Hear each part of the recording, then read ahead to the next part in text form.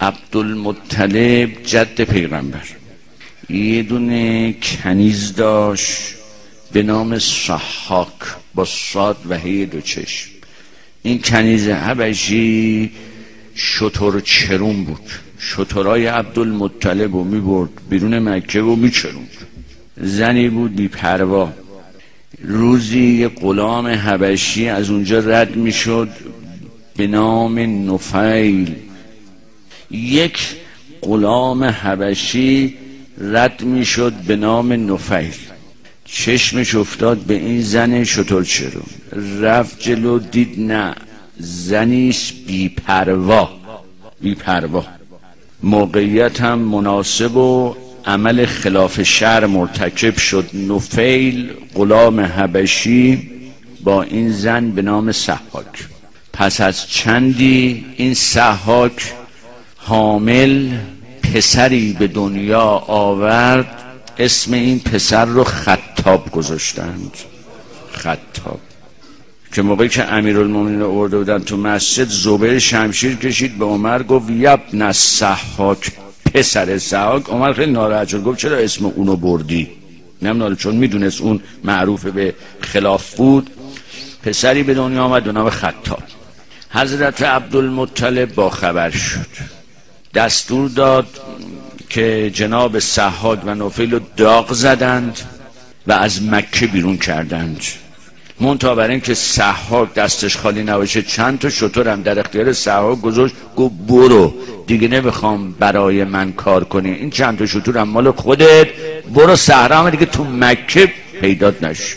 صحاک رفت و یه بچه کوچیک هم داره به نام خطاب و خطاب بزرگ شد مرحله رشد و بلوغ. و یه روز این خطاب مادر خودش رو نگاه کرد و حالا صحبت ها بماند، عمل خلاف شرع مرتکب شد با مادر خودش.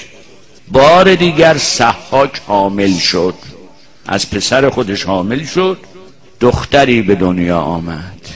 دیگه از خجالت این دختر رو لای پارچه پیچیدند و بردن انداختن یه جا، نیستانی بود و نیزاری بود و گذاشتن وسط نیها و رفتن. هشام ابن مغیره از اونجا رد میشد، صدا گریه دختری شنید، رفت جلو و یه بچه رفت و بچه رو برداشت و خود منزل و ملاحظه کردن دختره و وسط نیها رهاش کردن. به همسرش گفتش که این بچه رو لای نیها پیدا کردم، اینم قاطی بچه های خودمون بزرگش کن. اسم این دختر رو گذاشتن خثیمه با 3 نقطه، خثیمه.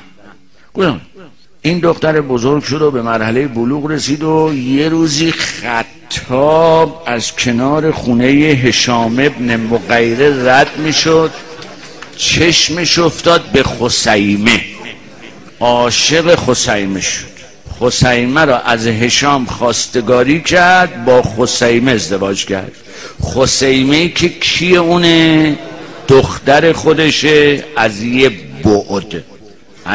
بعد دختر خطاب دیگه، از بعد دیگه هم به هر حال خواهر خطابه، چون مادر هر دوشون صحاک.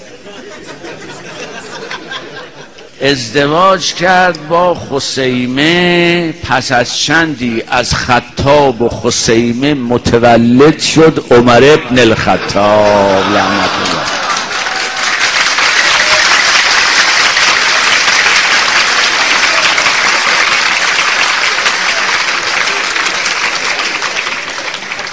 حالا یه بررسی اجمالی و التماس دعا. ما ببینیم اون شاعر بغدادی هم میگه مردم دقت کنید و ملاحظه کنید چه کسی میاد قصب خلافت میکنه و اونطور حد که حرمت میکنه. ببینیم این کیه.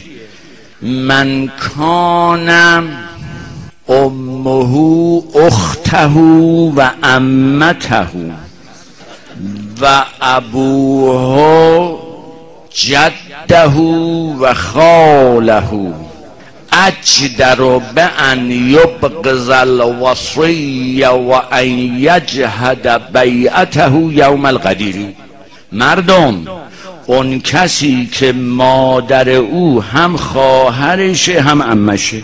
خب مادرش خثیمه، خب او رو به دنیا آورده، مادرش دیگه یک. خواهر اونم هست چون پدر هر دوشون خطابه.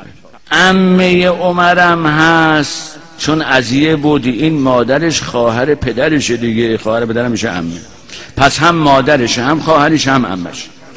و ابوه، پدرش خطاب، خب باباش که هست یک.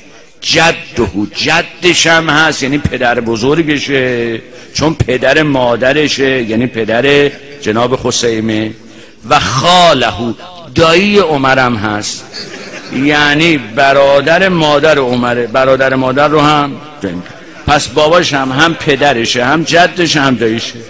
اون وقت ایشون میگه یه همچین کسی سزاوارتر است که بغض داشته باشد نسبت به علی ابن ابی طالب و بیعت خودش رو در روز قدیر انکار کنه.